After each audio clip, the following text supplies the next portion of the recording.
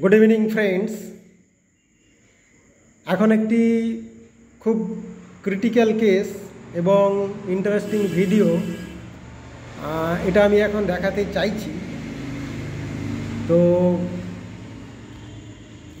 20 বছর বয়স্ক ভদ্রমহিলা, তো 2 বছর ধরে ভুগছে uterine bleeding, profuse uterine bleeding. এখন profuse long lasting uterine bleeding which is known as polymenorrhoea or menorrhagia. কী কারণে হয়? বিভিন্ন রকম কারণে হয়। তো ওর এই পলিমেনোরিয়ার জন্য আলট্রাসোনোগ্রাফি করেছে। তো আলট্রাসোনোগ্রাফি রিপোর্টে আমরা দেখতে পাচ্ছি ওর হচ্ছে বাল্কি ইউট্রাস আছে, endometrial hyperplasia, bilateral polycystic ovary, দুটো ওভারিতে সিস্ট রয়েছে এবং সিস্টগুলো খুব বড়, লার্জ ফলিকল। এখানে যেটা মেজারমেন্টটা দেওয়া আছে যে 6x5 মিলিমিটার, এটা হচ্ছে right ovary. Left ovary 7x6 millimetre. আর হচ্ছে মাল্টিপল ফলিকল রয়েছে। বাল্কি ইউট্রাসের মেজারমেন্ট দেওয়া আছে। তাহলে bulky uterus and both sided polycystic ovarian disease, এইটার কারণেই হচ্ছে menorrhagia, profuse long lasting uterine haemorrhage with painful bleeding. তো ব্লিডিংটা আগে তোমার পেটে যন্ত্রণাটা বেশি হতো, কিন্তু ইদানিং পেটে যন্ত্রণা অতটা নেই, ব্লিডিংটা প্রচুর হচ্ছে। তো এই সমস্যার জন্য ও প্রায় 2 বছর ধরে ভুগছে। এখন 2 বছর ধরে কারো সমস্যা হলে সে তো ডাক্তার দেখাবে, চিকিৎসা করবে। 2 বছর তো আর সে বসে থাকবে না। তো তার জন্য তোমরা কি ডাক্তার দেখিয়েছো? গাইনোকোলজিস্ট দেখিয়েছো। এখন সাধারণভাবে এখনকার দিনে কারো চর্মরোগ হয়েছে মানে স্কিন স্পেশালিস্ট, এখন কারো পেটের সমস্যা হয়েছে মানে গ্যাস্ট্রোএন্টেরোলজিস্ট, কারো সামান্য হয়তো ইউটেরাইন ব্লিডিং গাইনোকোলজিস্ট। তো এখন একটা মানুষের মধ্যে এই ধরনের প্রবণতা দেখা যাচ্ছে, সামান্য কোনো কিছু এগুলো হলেই তারা স্পেশালিস্ট ডাক্তারের কাছে চলে যায়। কিন্তু গিয়ে কি লাভ হলো? লাভ কিছু হলো না। তুমি গাইনোকোলজিস্ট দেখিয়েছো, গাইনোকোলজি ডাক্তার কি বলেছে? আর লাস্টলি অপারেশন করতে সাজেস্ট দিয়েছে, কারণ এলোপ্যাথিক সিস্টেমের কোনো মেডিসিন নেই, কোনো ওষুধ নেই, তারা বলবে অপারেশন করো। কিন্তু 20 বছরে বয়স, তো এই মুহূর্তে অপারেশন করলে, সার্জারি করলে পরবর্তীকালে তার মাতৃত্বের একটা প্রবলেম থেকে যায়। তো সেই জন্য তারা হোমিওপ্যাথি চিকিৎসা করার জন্য চিন্তাভাবনা করে। এবং আমার এখানে আসার আগে একজন ডাক্তারবাবুকে দেখিয়েছ বাগরাবাদে। তো এই একজন ডাক্তারবাবুকে দেখিয়েছেন হোমিওপ্যাথিক ডাক্তার। তো মানুষ তো হোমিওপ্যাথি বিশ্বাস করে, ভালোবাসে, যদি অপারেশন করতে না হয়।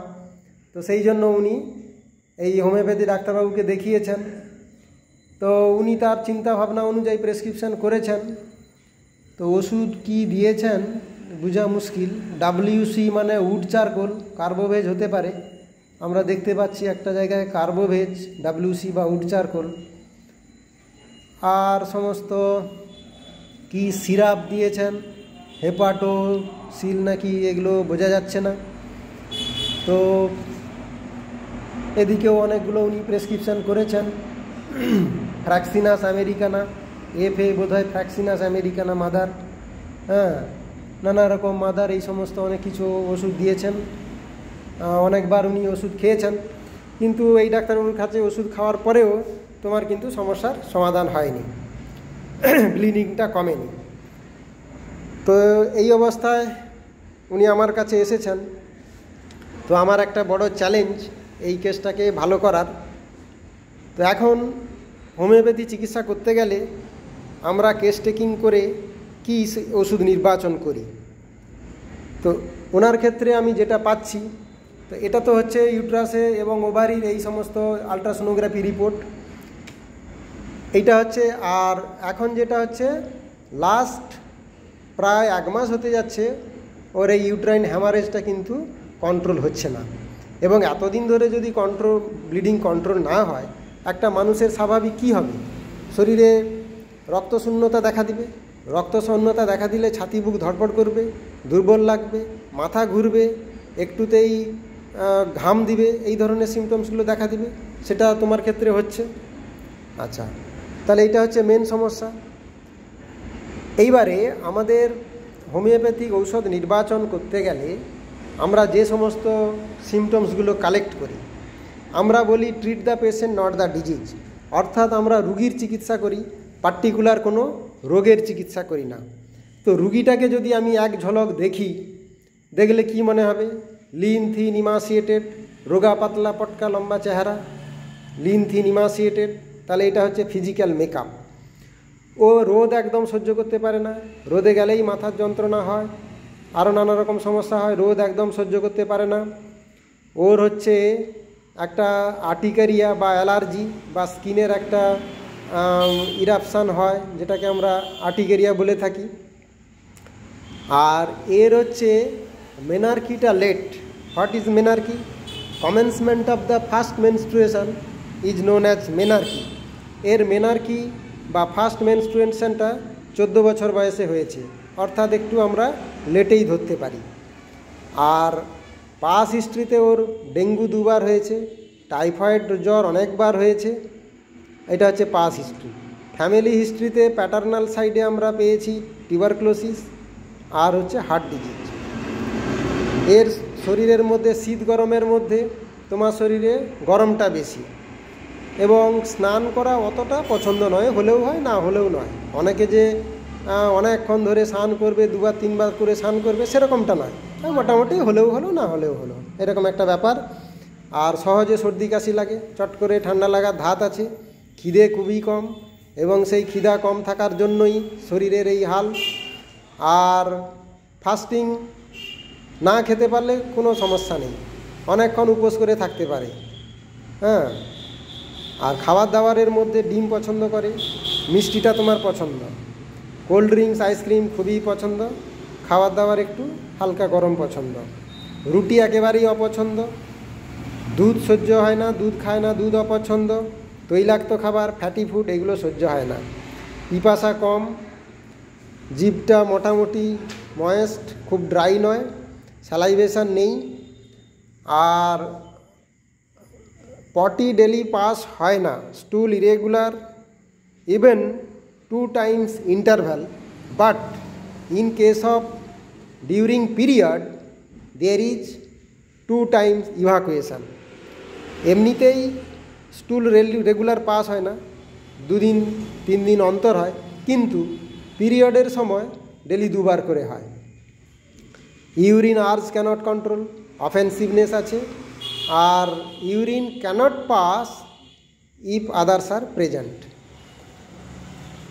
একটু লিউকোরিয়া বা হোয়াইট ডিসচার্জ আছে, ঘুম ভালোই হয়, আর ও হচ্ছে উপুর হয়ে শুতে ভালোবাসে, লাইং অন অ্যাবডোমেন, উপুর হয়ে শুতে ভালোবাসে। Dreams of death person, falling and flying, snakes and ghost sometimes, মৃত মানুষের স্বপ্ন প্রায় দেখে, পড়ে যাওয়ার স্বপ্ন দেখে, সাপের স্বপ্ন দেখে, ভূতের স্বপ্ন দেখে। মাইন্ড ইরিটেবল, তোমার মেয়ে তো, মেয়ের মেজাজ কেমন? খুব রাগী, ভীষণ রাগী, mind is very irritable. Consolation aggravation, রাগের সময় বোঝালে রাগ কমে না, আরও বাড়ে। সেন্টিমেন্ট খুব আছে, কেউ কোনো কথা বললে মনে চট করে খুব আঘাত লাগে, আর সহজে কান্নাকাটি করে, চোখ থেকে সহজেই জল আসে। সিম্প্যাথেটিক আছে, শরীরে দয়ামায়া খুব বেশি।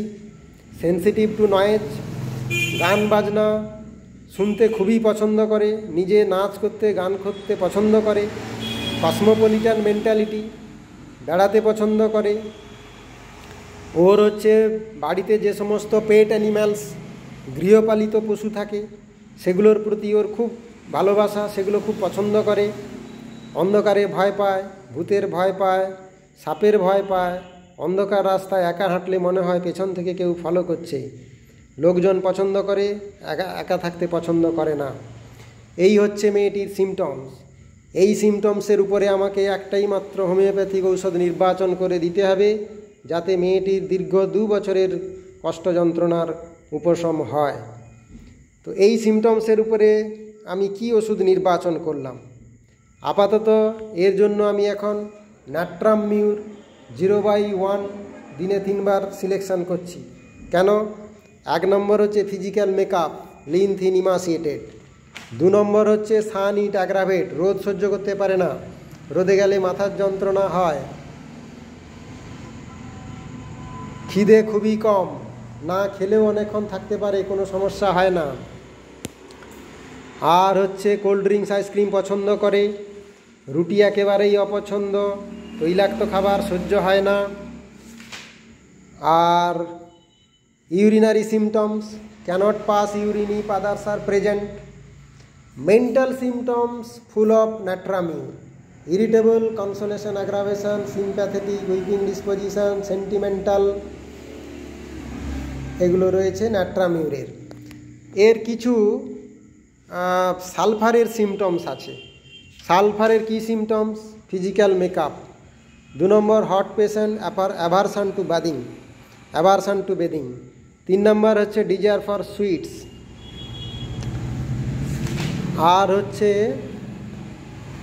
একটু ইন্ডোলেন্স আছে, নট নিট অ্যান্ড ক্লিন আছে, অ্যান্ড অপটিমিস্টিক আছে। তো সালফারের কিছু সিমটমস আছে। টিউবারকুলিনামের কিছু সিমটমস আছে। টিউবারকুলিনামে family history, paternal side tuberculosis, desire for dancing, music, and cosmopolitan mentality, ঘুরতে বেড়াতে খুবই পছন্দ করো। তাহলে টিউবারকুলিনামের অনেক সিমটমস আছে। থুজার কিছু সিমটমস আছে। Dreams of death person and falling, and sensation as if someone following from behind. এবং মোরওভার প্যাথোলজিক্যাল যে পলিসিস্টিক ওভারিতে সিস্ট গ্রোথ, এটা হচ্ছে সাইকোসিস ইন্ডিকেট করে। অর্থাৎ থুজারও আমরা অনেক সিমটমস পাচ্ছি। তো এই ওষুধগুলি আসছে অনেকগুলোই। তো বর্তমান একে আমি এখন ন্যাট্রামিউর দিয়ে শুরু করছি। পরবর্তীকালে কি সিমটম বেশি প্রকট হয়, সালফারও লাগতে পারে, টিউবারকুলিনামও লাগতে পারে, এবং থুজাও লাগতে পারে। তো এগুলি আমাদের হাতে থাকলো। পরবর্তীকালে এইগুলো সমস্ত কিছু দিয়ে চিকিৎসা করে মেয়েটিকে সম্পূর্ণ আরোগ্য করতে হবে।